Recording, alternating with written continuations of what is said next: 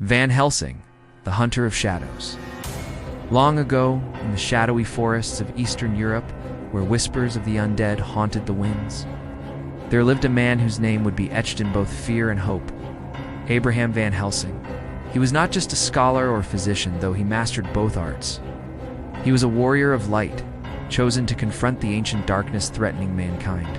It began with a chilling tale in a village near the Carpathian Mountains. A string of deaths had left the townsfolk trembling. Bodies found pale, drained of blood, 2 small punctures on their necks. Locals spoke in hushed voices of a vampire lord who had returned from his grave, Count Dracula. Van Helsing, then a professor in Amsterdam, received a letter from an old friend, Dr. Seward, whose patient, Lucy Westenra, exhibited signs of a strange illness, extreme weakness, night terrors, and an unnatural attraction to the moon. When conventional medicine failed, Seward turned to Van Helsing.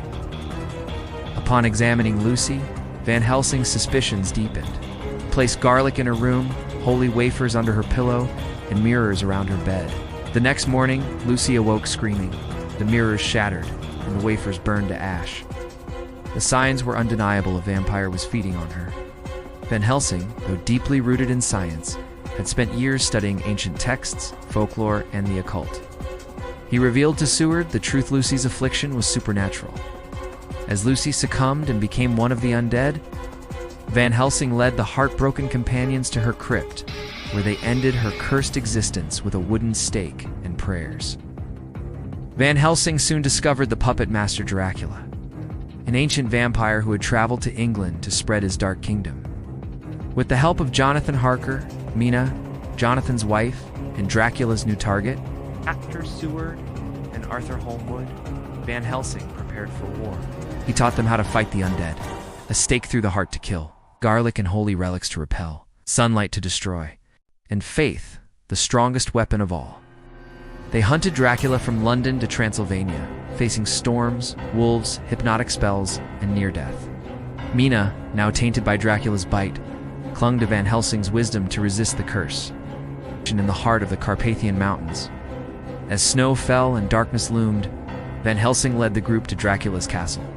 While Harker and the others fought off Dracula's loyal gypsies, Van Helsing and Mina entered the castle's chapel, an unholy place, corrupted by centuries of evil. There, Van Helsing faced Dracula in his monstrous form.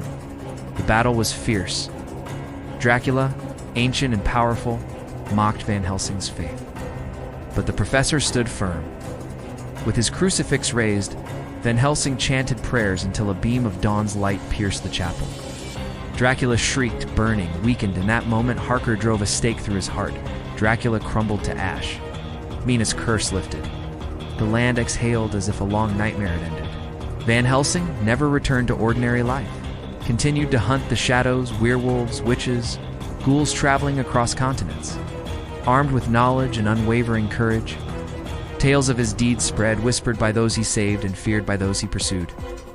Some say Van Helsing never died, that he walks still, protecting the world from what lurks in the dark.